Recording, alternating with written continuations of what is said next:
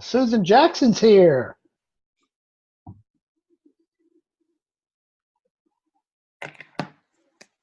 Susan Jackson. Good morning, Susan. Okay, good morning. Now, y'all better be careful about Susan because she talks and talks and talks. I'm giving you a hard time already, Susan. How are you? I have a headache. You have a what? You have a headache? A headache. What time did you get up? It's 8 o'clock there. Yes, it is. Yeah, no, I suffered with the one most of the night, so no marathons from me today. Oh, bummer. All right, we're waiting on, well, we've got a lot of people coming on here, so we're going to start in probably 3 or 4 minutes. Can I ask you a couple questions while we're waiting? Is it real estate related? Yeah, it's about our classified search pro program. Okay, hit me with it. Go. Okay, so I found 2,435. How many? 2,435. In Washington. Yeah. The entire state. Yeah, I did search the entire state. Okay, good, because you're licensed in the entire state. Yes. Okay, good. And I have different plans, as we've discussed. Just wanted to make sure that you're licensed in the entire state, not just in a small section. Okay, go ahead. And I have 2 MLSs, so I cover the whole state. Oh, sweet. Okay. Yes, sir. Okay, so it gave me this list. Okay, But I noticed when we were looking at your list that you had like the pictures of the houses off to like the left of the list. And I just have a flat list. How do I see the whole thing? You got to change the way you formatted it. Okay, so how do I do that? Oh, my God. Are you serious? Oh, come on. I don't know. Hell, I don't know. I'm not the tech guy. Let me look at it. Hold on. Let me pull it up. Good morning, Denise.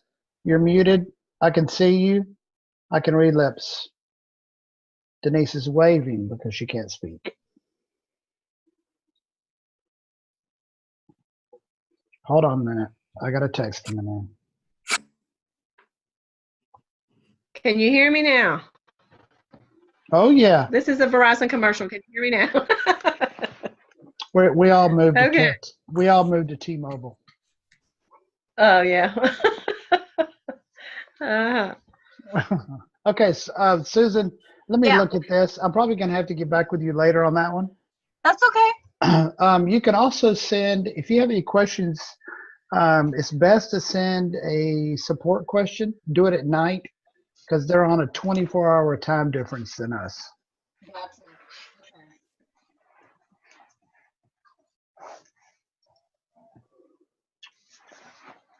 Denise, will you call?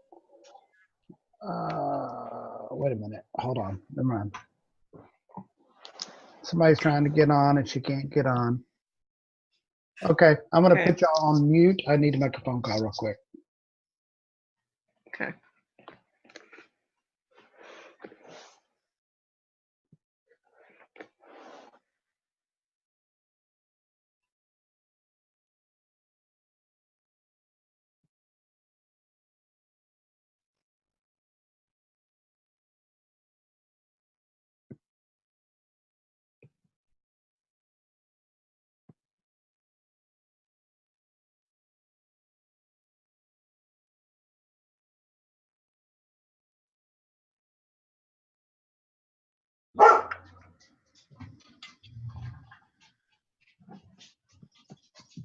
No.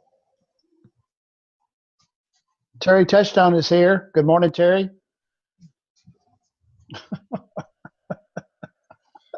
Terry, you talk way too much, dude. You got to, chill out on your talking. You and Susan should get together. Can you hear me, Terry?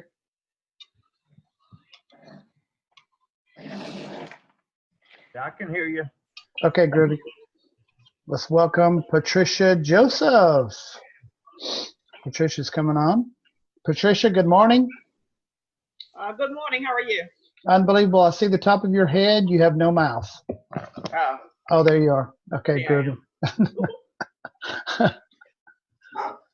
All right, we're going to give it about 3 more minutes and we're going to start for the stragglers, for the realtors who love to be on time for everything. Terry, you going to stay muted? I could. Okay. Well, I have a question. okay, go. I don't know where everyone lives, but what about if we just go around and give the temperature this morning? That'll give a good idea of where everyone lives. We're about 54 degrees here. Well, Terry, if that's the way you want to start it by, then that's the way it's going to be. Oh yeah, right. So Missy, how cold is it? I live in Virginia. It's about 40 degrees. I want you to send me referrals in Virginia, Terry, so I am in Virginia. How about that?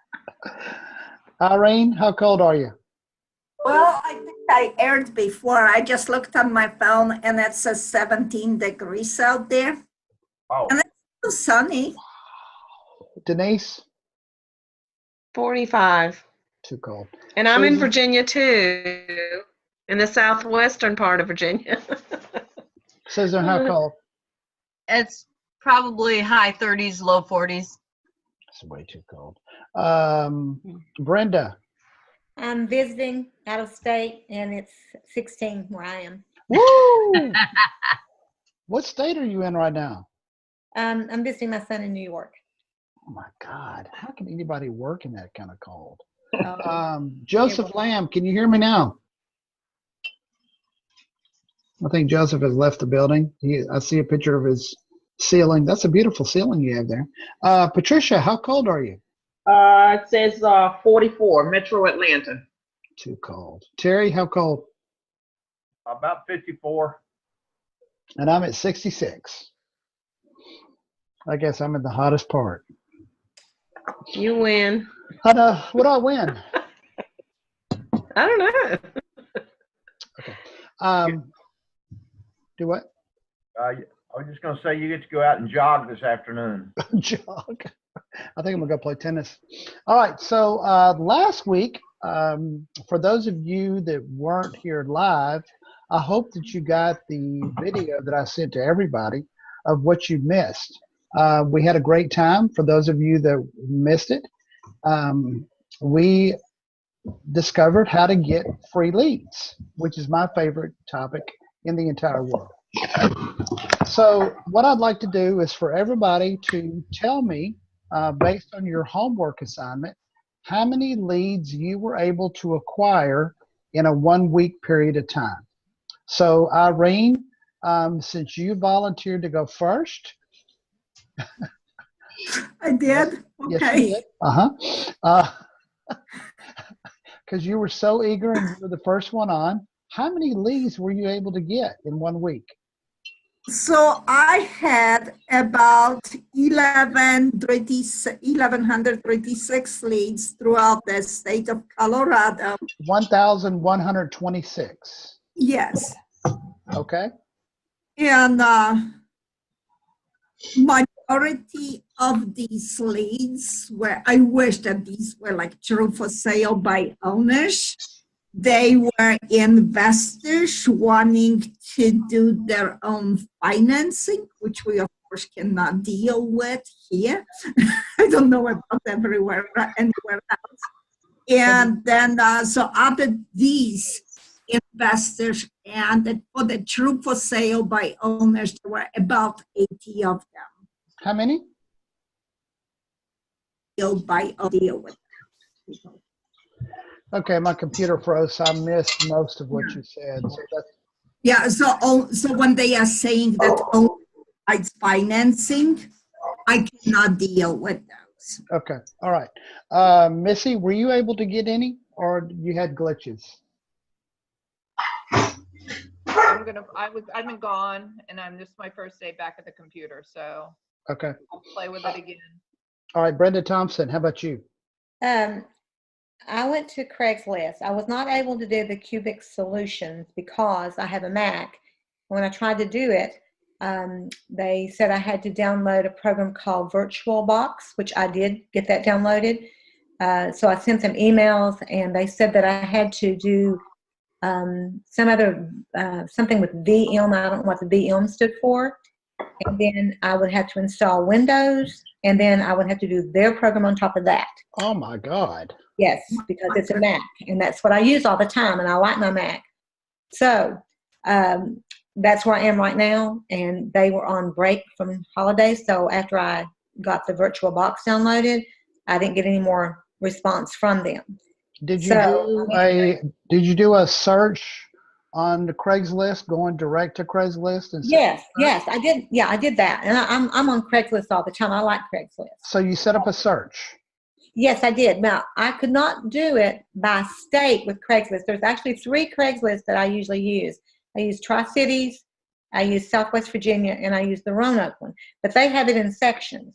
I couldn't find it where I could do all of Virginia at one point. Yeah, you're going to have to do each section. Right, and I did that. But the problem with Tri-Cities is that one gets me into Tennessee. So I did get, and because I couldn't get the whole thing set up with cubics, I got like on email alerts, and I haven't contacted those folks, but I got about 45 right off the bat, and the rest have just come as email alerts. So I wanted to find out a little bit more about it this week, but I don't know how to get the cubic solution for my Mac, and I don't know if anybody else has had that issue in the group. I would send a email to support at Cubic Solutions. Okay. Because I'm sure they've got some kind of patch they can add to that to make it work.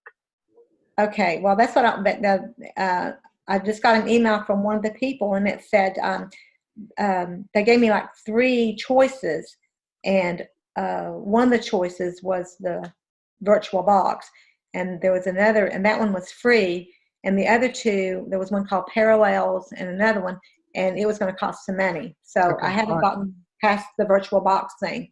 Okay, let me move on. Susan Jackson, how many were you able to get? 2,435. In the entire state? Correct. Awesome. Susan, you're the winner so far. Denise, how many were you able to get? 2,094 for Virginia for the entire state. And I didn't go through and see which was investors, et cetera. I just actually pulled the leads. Okay, awesome. Denise, you're now in first place on leads. Susan, you're in second. Terry Touchstone, how many leads did you get? 1,246 in the state, which I'm surprised it is half the amount of the smaller states. It's crazy. Okay, Patricia? 1194. Woo! You're now in first place. Joseph Lamb, how many leads were you able to get on for sale by owners? Can't hear you. Unmute yourself, Joseph. Can't hear you. He's still talking. I can see his lips moving. Joseph, unmute yourself. Unmute.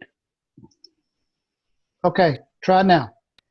Okay, yep, sorry. I'm There sorry. you go. I purposely did it because I didn't have time to follow up. I knew that. I narrowed it to just Santa Clara County. I got 134, but I did not like it. I know my parameter probably did not set it right because it come out general housing. It doesn't say for sale by owner. When I'm looking at that, only a handful of them are for sale by owner. So I need some help on that to really put in a better parameter. Yeah, when you set up your initial search, you got to do a search for sale by owners.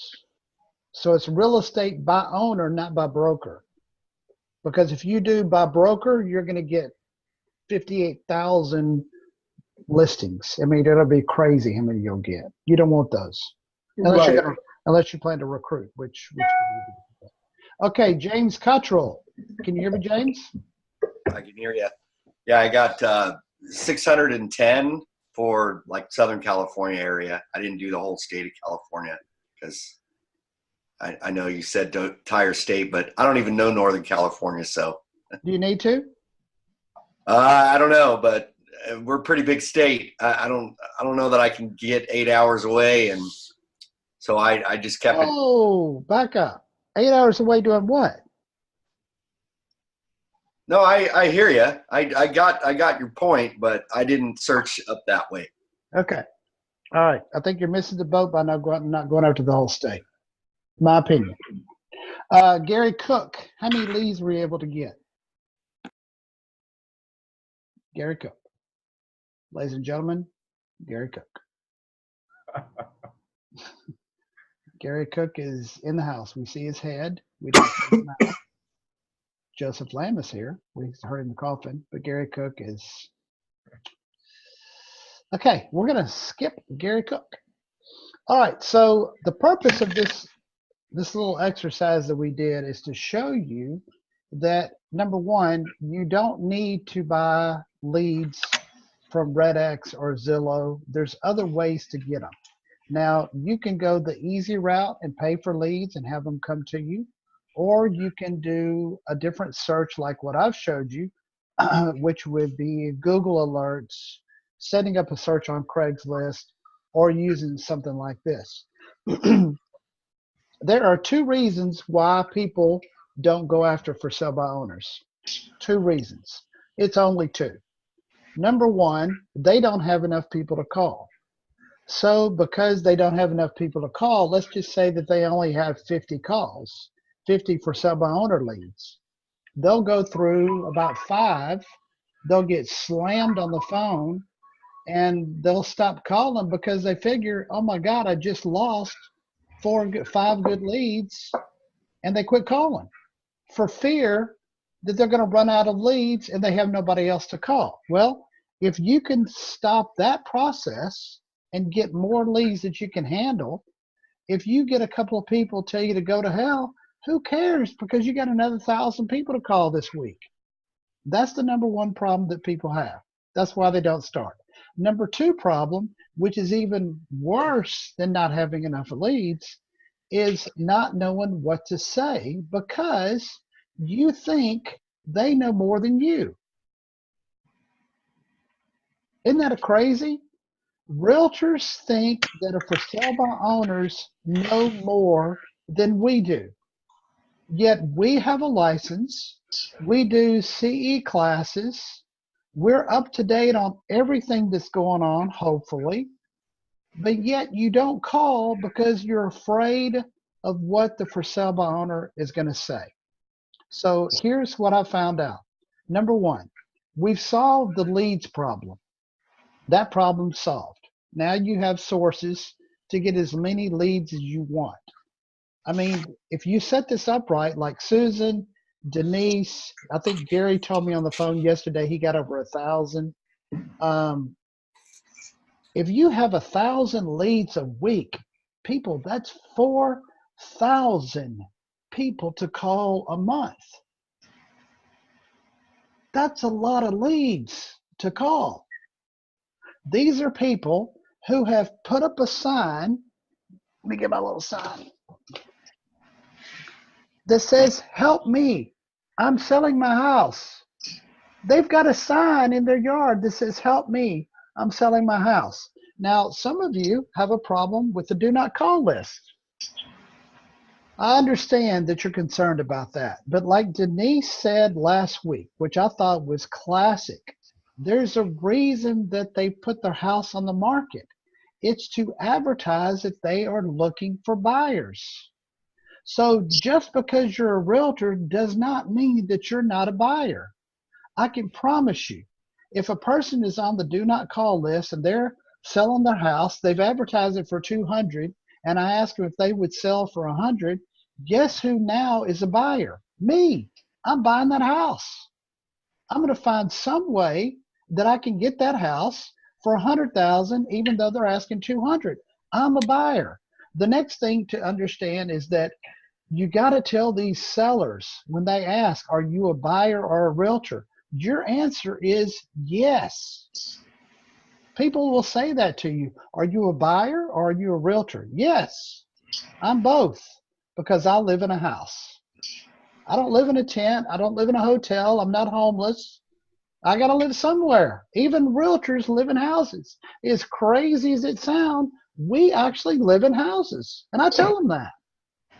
So now that you've got your list, the next thing I want to do is talk about personality types, because this is big time important.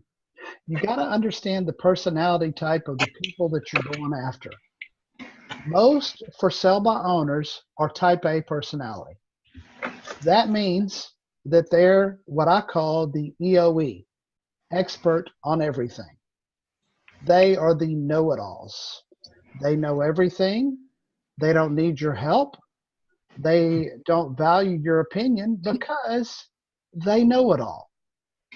So when I would posted sample questions on Marketplace, and I would post questions and I would see the responses that these realtors are given, they're given these long thesis answers to simple questions. That tells me that you don't understand the personality type of a for sale by owner, because they don't care what your response is. If a for sale by owner tells me I'm not willing to pay my commission, what is your response going to be? Is it going to be a long thesis of why they should list with you? No, because they're going to tune you out. The only way to get their attention is to answer their question with another question, because now you're putting the control away from them, which, remember, they're the experts on everything, and you're taking control of the conversation. So you have to answer a question with a question and take control. I call it painting them into a corner. Has anybody ever painted a garage floor? You don't start at the beginning and paint yourself into the corner so that you have nowhere to go.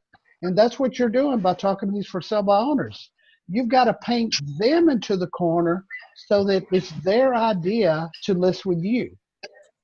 And I'm going to show you different ways that we're going to do that. How many people that are on this call are using any kind of phone dialer, a dialing system where you can call $100 or $200 an hour? James Cottrell, what are you using? I use Mojo. Do you like it? Yep, I love it. Why do you like it so much?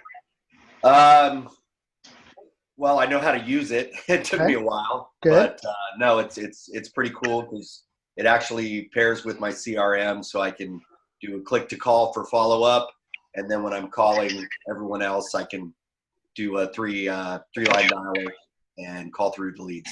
So you're doing a 3-line. What's that? 3-line dialer?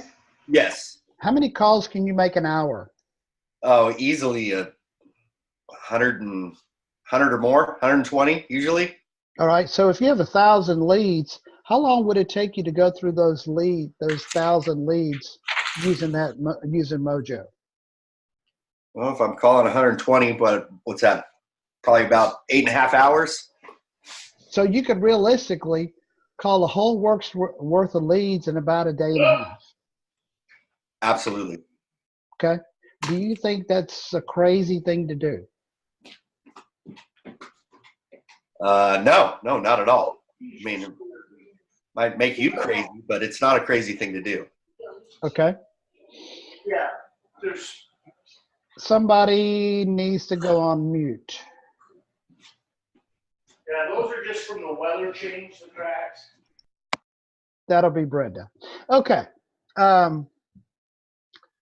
I'm glad, James, I'm glad that you're using Mojo. I looked at Mojo. I'm personally using a program called Sales Dialers. SALESDIALERS. Sales Dialers. And the reason I chose Sales Dialers over Mojo, number one, it's cheaper because I'm a cheapskate. I've got a promo code for you that'll knock off $10 a month off your bill. The promo code is, let me put this in the chat. I mean, I could say it, but some of you are going to ask me to repeat it. So I'm just going to go ahead and type it in here. The promo code is promo 628. Very simple. promo 628. That's the promo code, salesdialers.com. Now, I've got a 4-line dialer. I take my leads from Craigslist or Cubic Solutions. I download them into Sales Dialers, create a folder, and then I can start calling. Now, what I do is the way this thing works is I pre-record a message that I leave on a for sale by owner's voicemail. Now, here's what I want you to think about. If you think that you're going to call a for sale by owner on the first call and get a listing, you're sadly mistaken. It is not going to happen. I mean, almost impossible. It's like going out on a date. And Susan, you've heard this before, so I don't want to see any shocked face on you. I got a motel on my first call. A motel? A motel. Okay. So what I'm trying to, you can sell motels. I bet the owner's last name was Patel. Was it Patel? Okay. Patel means innkeeper, by the way. Calling for sale by owners is very simple. Remember back when, many years ago, more than many for some of you, when you first started dating, if you told your spouse that you wanted to go to bed with them on the first date, what do you think their response would be? You've lost your freaking mind. This is the same with for sale by owners. You've got to date these people to get them to agree to list their house with you. It is not going to happen on the first call. It ain't going to happen on the second call. It ain't going to happen on the third call. Probably if you set up your email campaign right, it'll happen on about the 8th call. So what you've got to do is you've got to set your sights on creating interest to them. Remember, you've got to be in charge. So the first thing you do when you call a for sale by owner is you're going to call them to get their email address. That's it. That's the only thing you care about is their email address. So who wants to do a little role playing with me? And you can be as hard with me as you want. And we'll do a little role playing on a call that I would make, a typical call. And you can see my strategy on getting their email address. Who wants to do it? Anybody? Okay, Susan, I'll do it. I'm too easy for you, but I'll give it a shot. All right. So, Susan, this house is going to be in Texas because that's where I'm licensed. Okay. Hello, ring ring. Hello. Hello. I was calling about your house. Is it still for sale by owner? Yes, it is. How much are you asking for it? $350,000. Awesome. My name is Robert Russell. I was calling because I have a buyer that I'm working with, and I wanted to find out some information. Do you have a few minutes to talk to me? So you're a realtor? I am. So you're looking for a commission? Not necessarily. What I'm trying to do is find out if this house is going to fit what my buyer is looking for. How many bedrooms is your house? 3 beds. And how many bathrooms? 2. How many square feet? 1,500. And you said 300,000? 350. 350. Okay, gotcha. Do you happen to have a seller's disclosure you can send to me? I do not. Okay. Have you sold a house before? Yes, I have. Awesome. You know what a seller's disclosure is, right? Yes, I do. Okay. What is your email address so that I can send you my contact information? Because all I need is a seller's disclosure to send to my buyer so that they can decide if it's going to make the list of houses we want to look at. I don't know if I want to give out my email address. Okay. Do you want to mail it to me? By mail? Well, you don't want to give out your email address. I really need to get a seller's disclosure. Sure, I'll mail it to you. Really? Okay, I'm going to send you my contact information. What's your email address so I can send you my contact information, and then you can email it back to me because I need to forward it to them because they work with Denise Blevins, who's over in Virginia. Okay, I'll give you my email address.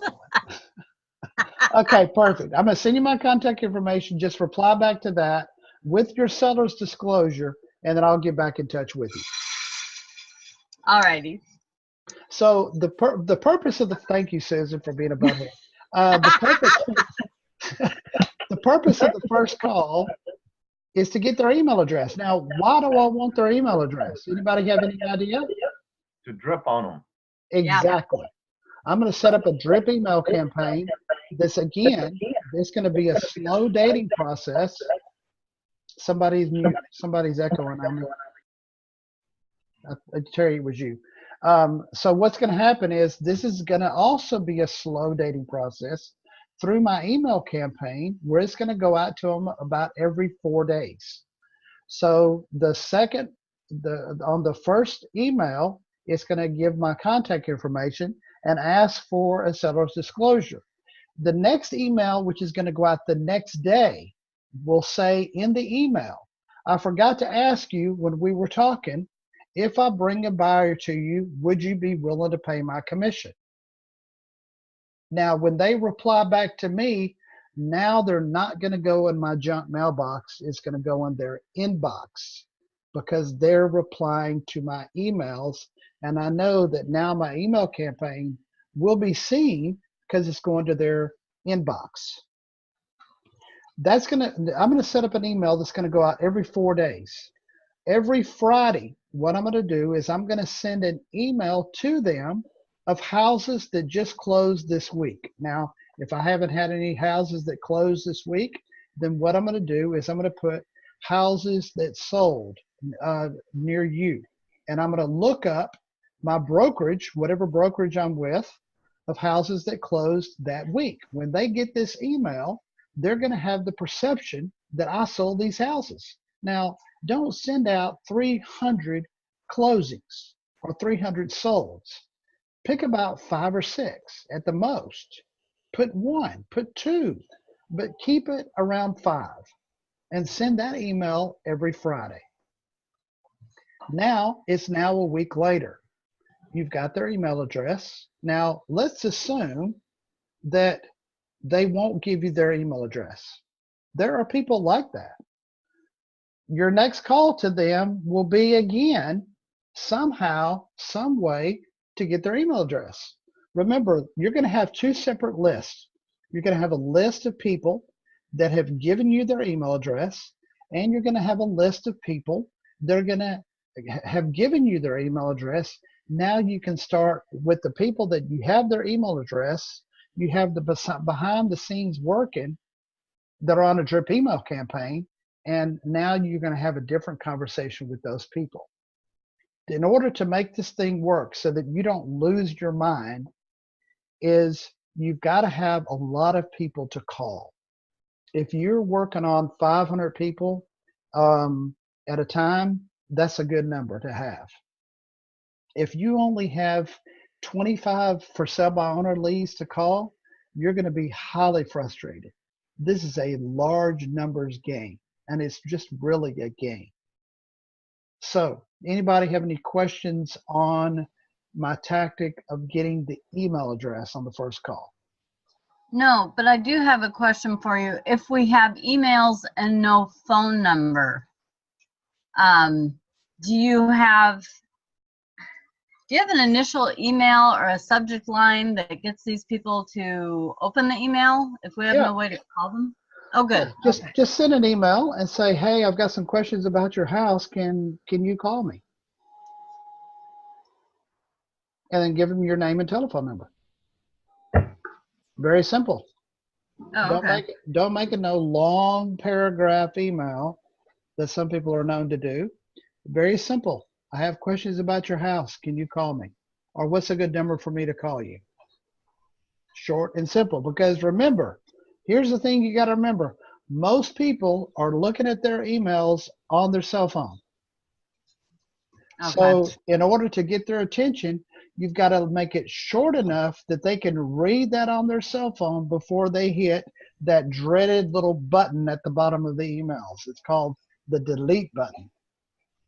So make it short and sweet. Your email campaign should also be short and sweet. Any questions? Robert, when you started the conversation, you mentioned that you needed the seller's disclosure for one of your buyers, but if you don't have a buyer, what are you saying in that conversation? Same thing. Why? Because it works. But I mean, isn't that kind of like misleading if you really don't have a buyer? Today, right now, I don't have a buyer. I don't know what's going to happen tomorrow. I mean, how would you want to word it? Oh, I don't know. That's what I'm asking you. I'm always going to do it that way. Okay. Because I don't know what's going to happen tomorrow. I don't know what kind of leads I'm going to get on my website tomorrow. I don't know. I don't know where buyers are coming from at all times. Things change on a daily basis in real estate. Okay. If you have a strong lead capture on your website, that can happen by the minute. And here's another thing on lead capture. There's so many realtors' websites that I look at where they're allowing people to search MLS and never ask for their contact information. That is the craziest thing I've ever seen in my life. On the website that we use, and Susan could attest to this because she's a part of it, they have to register by the time they look at the third picture of the house. Yeah. They can't move on. And that's how you have a strong lead capture. You want to use your website to capture leads. It's not to be used for advertising purposes. It's to capture leads so that you can follow up. Okay. Any other questions? Yes. Well, I just thought I'd interject something that might help, Patricia. You know, when you are looking for buyers, you can also intimate that you have a list of homes that are not on the open marketplace. And that would be these people that you're calling that are for sale by owners.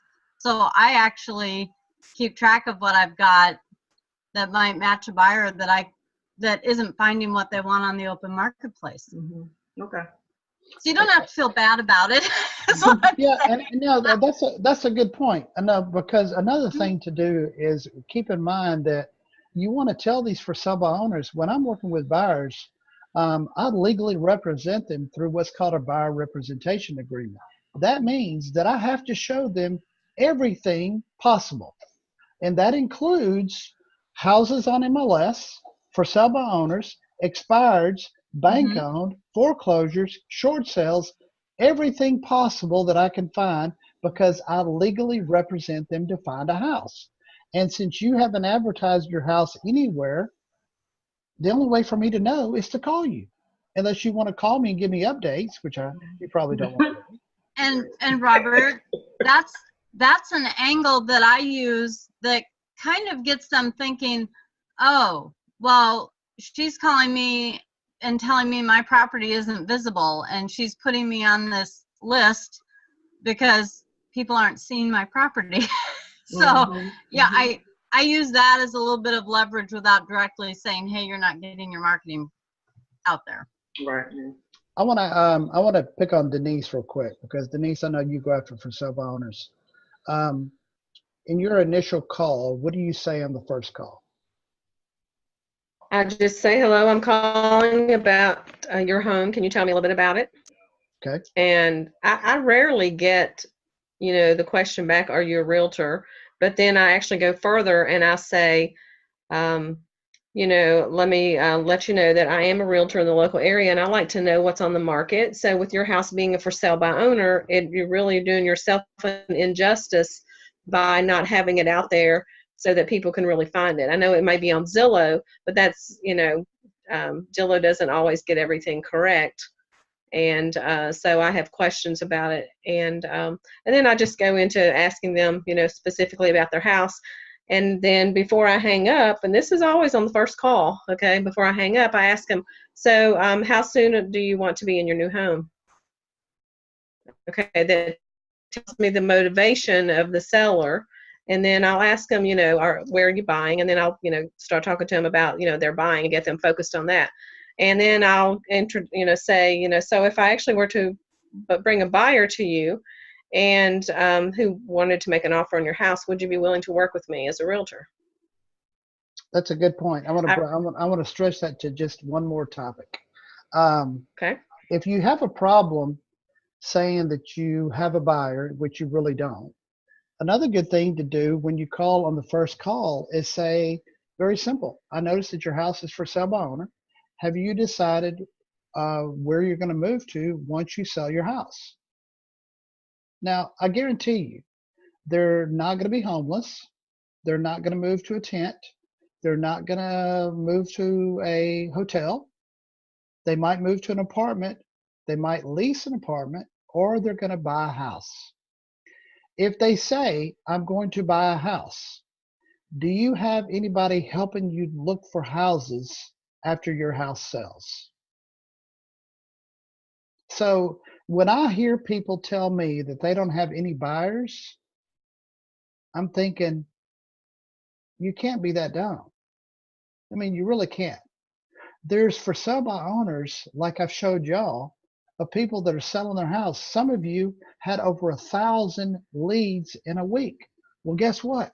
Those are 1,000 buyers a week for you to call. Take advantage of the list that you have and use those for sale by owners as potential buyers. And if you want to really make them feel good, say, I saw your house on Craigslist. That's a really cool looking house. Your house will probably sell pretty quick. Where are you going to move to after it sells? There's a buyer for you. Then you can call them back the next week if you use that approach and then say, is your house still for sale? Because I still want to help you. And if they say, yep, it's still for sale, you can go at them like, what? Really? I would have thought your house would have had an offer on it. Then you say, what do you think the problem is? It's going to be crazy when you hear the response. They will tell you stuff like, I don't know, these realtors are showing it, but they're not bringing any offers. Again, ask another question. Why don't you think they're bringing offers? I don't know. Well, do you think your house is overpriced or underpriced? Now, if you ask that question, do you think your house is underpriced or overpriced? Guess what the most common answer is? Y'all know what it is? Overpriced. And if they tell me it's overpriced, my question now is going to be, how's that working for you? I know that's kind of a smart ass question, but think about it. These are type A personalities. Have I offended them or am I talking their language? I'm talking their language. Now, to somebody who's meek, I'm going to offend the hell out of them with that question. But for the normal for sale by owner personality, if I say, how's that working for you? They're going to probably answer it with, it's not working too well. So my next question, remember, it's all about questions. You will never hear me make a statement. If they make a statement, I'm going to ask them a question. If they say it's not working well, my next question will be, what are you going to do to change that? You know what they're probably going to do? They're probably going to say, what do you suggest? Then I tell them, the problem that I see is that your house is a secret. What do you mean? I got it on Craigslist. Well, yeah, it's a secret. How many real buyers do you think are looking at on Craigslist? Your house is a secret. You're like a person who lives at home. You go to church online. You do your grocery shopping online. All your friends are on Facebook. You don't go anywhere, but yet you want to get married. You're keeping your social status a secret because you don't want anybody to know. That's exactly you. You're the single female keeping it a secret because nobody knows about it. Any questions on that? Missy, I see you shaking your head on me. I can't hear you, Missy. Okay, we'll move on. I love it. I'm shaking my head because you're right on. Okay, good.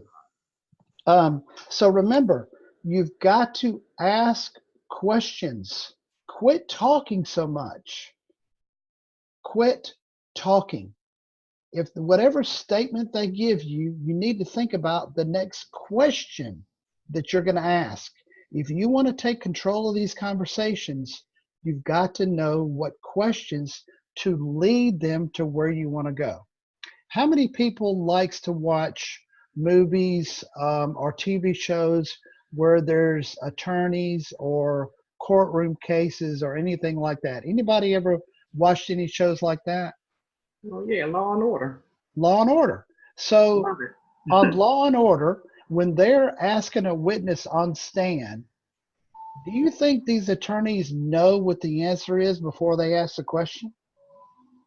Yes, they That makes know. sense. Mhm. So what they're doing is they're asking a question that they already know the answer to, and their next question is based on that answer.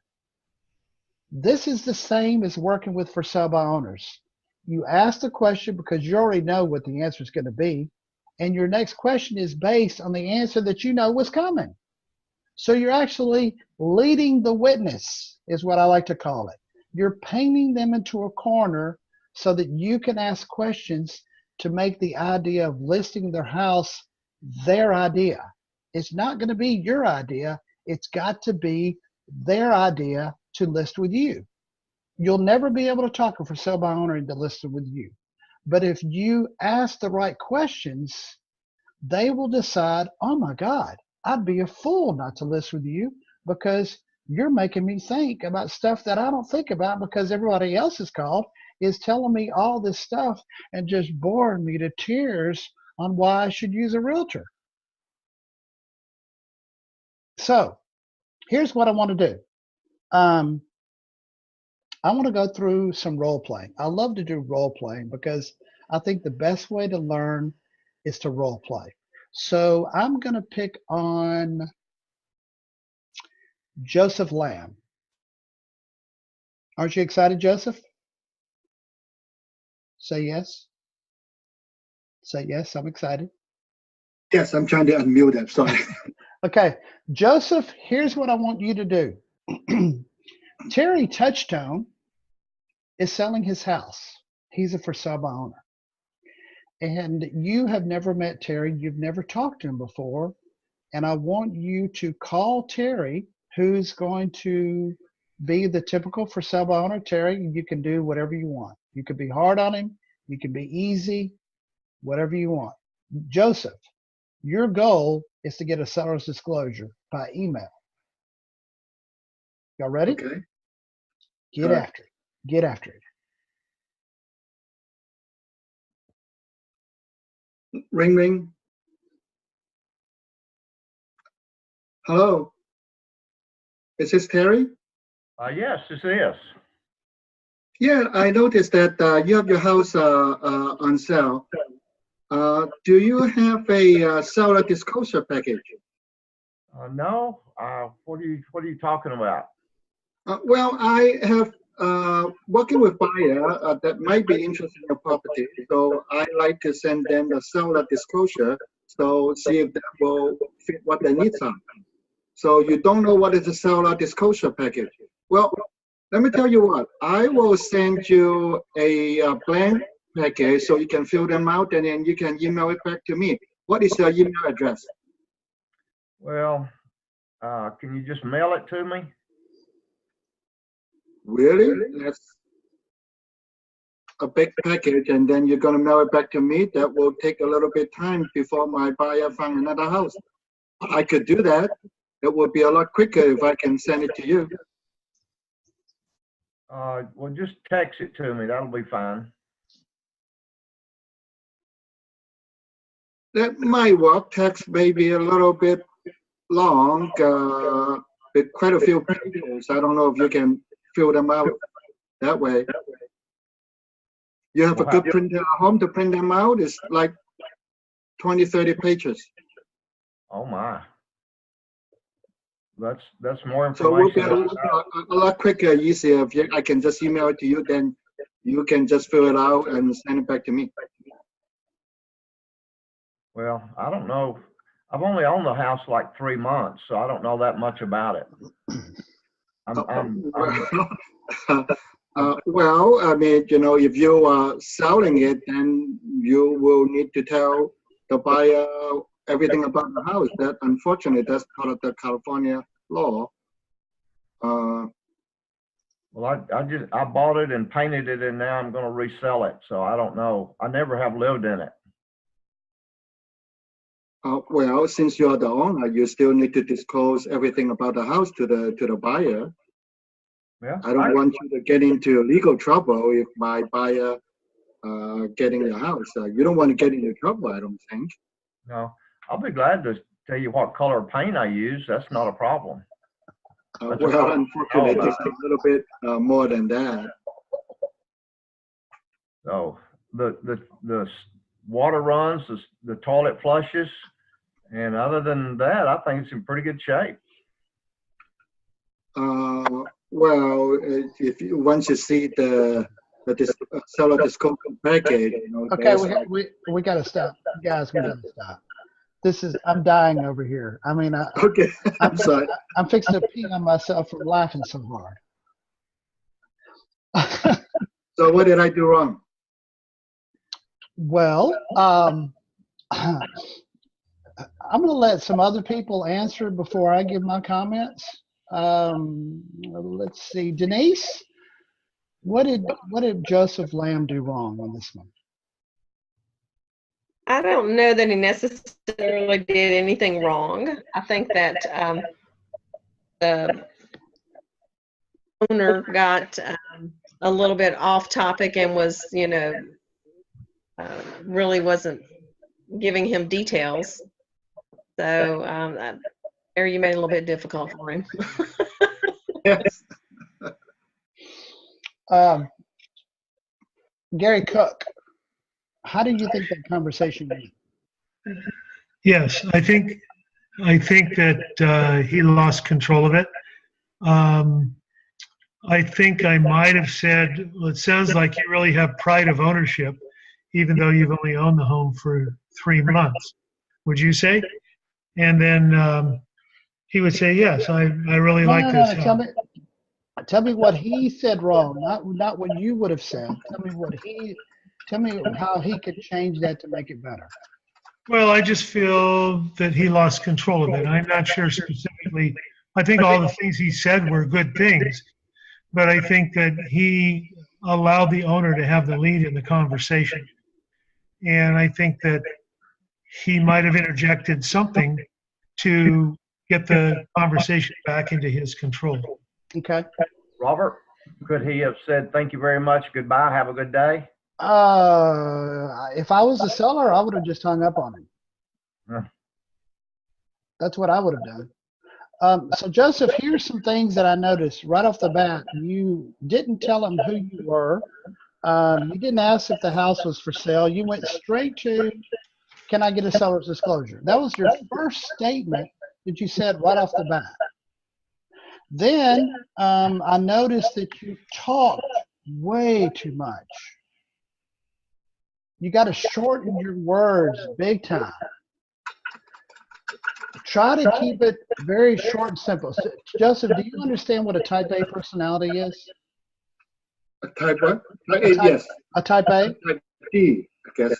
Yeah, right, a D, right, a D on DISC. Would you say that my personality is a D on the DISC profile? Your personality? Yes, mine.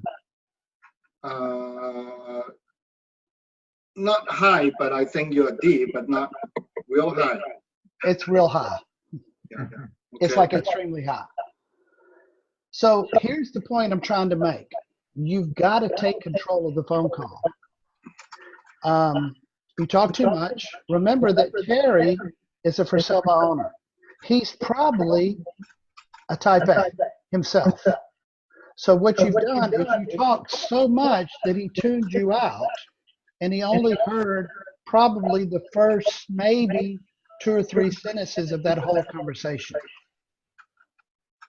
So what I want to do is I want to recreate And Joseph, I'm going to take over for you, and I'm going to call Terry. And Terry, I want to do the same situation. Okay? You ready? Yes, sir. Ring, ring. Hello. Hello, is this Terry? Yes, it is. Hey, I noticed that your house is for sale by owner. Are you still trying to sell your house? Yes, we've had a lot of showings and lookers, and we might be getting a contract soon. I'm not for sure. Awesome. How much are you asking for it? Well, today it's 100,000. 100,000 today. Perfect. Yeah. And how many bedrooms and bathrooms? 2 bedrooms and 3 baths. The reason I ask that, I'm a realtor and I work with a lot of buyers that are looking in that price range. Do you happen to have a seller's disclosure you can send to me? No, I don't. Okay, if I send you my contact information, could you reply to it and send one back? What is that? My email address is robert@robertjrussell.com. Now, what is the seller's disclosure? You've never sold a house before? Not in a long time. Okay, you don't remember having to do a seller's disclosure when you bought your last one? I bought it from a for sale by owner, and we just went to an attorney and did everything. Okay. I can either send you one, or you can go to the Texas Real Estate Commission website and just download one and just fill it out and send it back to me. Which one would be easier for you? I'll just go to that website you mentioned. Okay, give me your email address and I'll send you my contact information so you can send it back. Oh, why do you need mine now? So I can send you my contact information so you can send me the seller's disclosure back. Can you just text it to me? I can text you my email address, or you can text me yours. Okay, just go ahead and text it to me. That'll be good. Okay, I'm gonna text it to you right now. Okay. All right, bye-bye now. Short and sweet. I'm not gonna try to beat him up over an email address. That's gonna look kind of fishy if I do. But what I'm gonna do is I'm gonna take control of the situation and let him know that the only thing I care about in that entire conversation, because if you notice, he said it's 100,000 today. I don't care if it's 100,000 today or 200,000 tomorrow. He can change the price tomorrow for all I care. I don't care. All I want is your email address. That's it. So that I can set you up on an email campaign. Now, based on the conversation me and Terry had, let's have some feedback on my call. What did y'all think about the way I handled that call? Let me have it. Be honest, be brutal. I can take it. I think it was low pressure. I mean, he didn't try to, keep pushing ahead for his email address. And he said, just, I'll text it to you. Well, you text it to me. And you were like, okay. So I assumed that at that moment you had already decided that, well, he's not going to give me his email address. So I guess on my second call to him, or second follow-up attempt, that I will continue with trying to get his email address. That's exactly correct. Because on the next phone call, when he doesn't send me the seller's disclosure, I'm going to call and say, Terry, I never got the seller's disclosure. Do you still want to sell your house? And Terry's probably going to say, now, why is that so important? Because in the previous conversation, he wanted to tell Joseph the color of his paint. Do y'all remember that? Yeah. All I want is your stupid email address. That's it. That second call, that's really all I care about. And then once I get that, then I can start my regular phone calls. So here's the main point of this whole conversation today. Personality type. That is so huge when you're talking to for sale by owners. I remember I went to a for sale by owner appointment. This is when I actually went to appointments. And this guy was rude. He was so rude when I talked to him on the phone. I mean, almost to a point where I was ready for him to start cussing me out. That's how rude he was.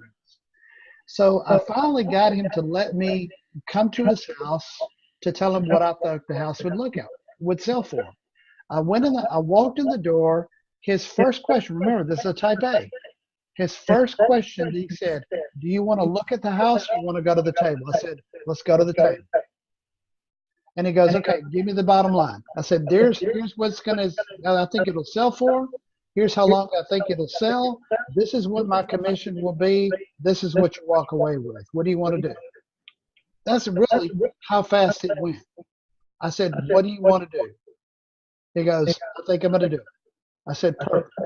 Fill out this seller's disclosure. You work on that right now. I'm going to do this listing agreement. Then we're done. I'll take a look at the house. And that's exactly what happened. I was in and out of there with pictures, signed, lockbox, the whole deal in 45 minutes. And the reason that I didn't go look at the house is because he's a type A. He's a bottom line person. He wanted to know his answers before we wasted time looking at a room and saying, oh, that's a lovely bathroom. They don't care about hearing that. These are type A people. They know what kind of bathroom it is. So the main point I'm trying to get is that you've got to have enough people to call. You got to get their email address so that you can set them up on an email campaign. And the most important thing about this entire call today, you've got to understand their personality. If you don't understand their personality, you will fail big time. So the book, today's homework. Here's today's homework. There's a book by Florence Littauer. If you don't buy the book, see if you can read it online, listen by tape, whatever you need to. It's called Personality Plus. Florence Littauer. It will explain the 4 different personality types. Last story. When I first got married 20-something years ago, me and my wife were having marital problems. So we went to a counselor. And the counselor tried to explain to she's now ex-wife, what personality type I was. So he recommended for her to get this book, Personality Plus. So one day, about a week later, I go home and there's this list of things to do on the counter. And so I'm looking at the list and I'm saying, and one of the things says, empty the trash. I said, oh, good, you made a list for yourself. The next thing on the list was empty the pool basket. I said, pool baskets. So I went out and looked at the pool basket. Sure enough, they were full. So I emptied the pool baskets. Walked back into the house, looked at the trash. The trash was filled. I'm thinking, when is she going to work on this list? So there was like 10 items. I just knocked them all off. So she got home and she goes, oh, you did my list for me. I mean, I said to her, I said, I did your list for you. She goes, oh, good, thanks. I found out later that list was not for her. It was for me. But if she would have told me to do that list, I would have said, oh, hell no, I ain't doing no list. But she found out that, number one, I'm a list person, and she understood my personality type. So the point I'm trying to make is that if you really want to be in touch with your buyers and sellers, find out what the personality type is, and you can adapt to their personality, and life will be great for you after that. So you understand the homework.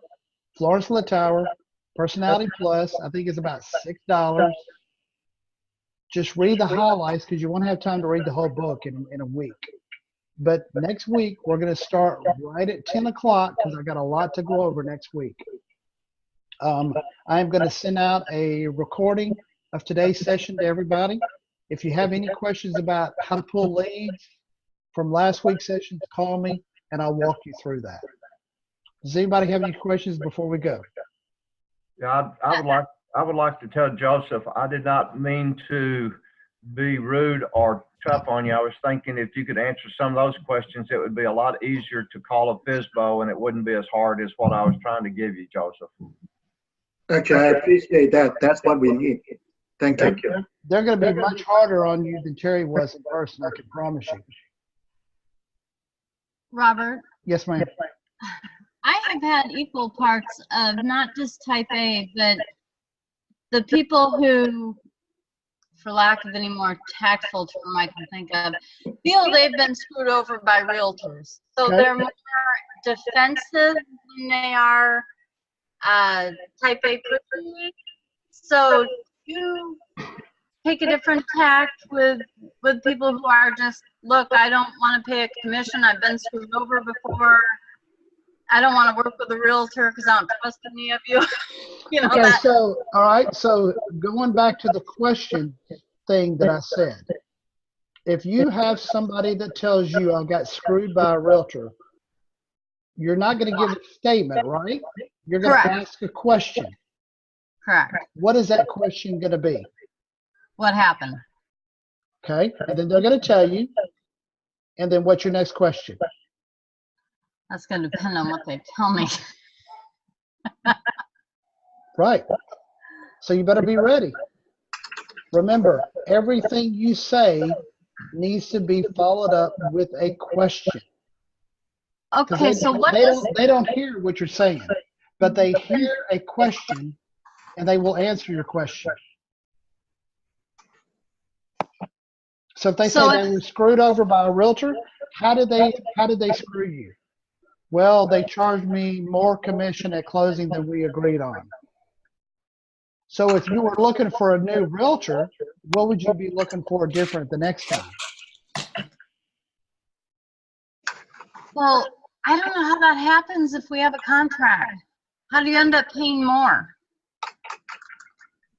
Did you read the contract before you signed it? Oh. No, you're right. Some people just sign away, don't they? I go through my contracts with people. Don't answer their questions. Don't make a statement. I mean, that's where you're going to get screwed. You've got to ask questions. So at the end of the day, is the question, if things would go entirely differently, would you be willing to give this a try again? That's a good question. All righty. Thank you. Okay. All right. Well, you've got to go for me. Y'all have a great day. If you have any questions, call me, 972. Let me type this in here. So if y'all have any questions, you can call 972-679-9029. Oops, I don't know how to type. 9029. Enter. Yes.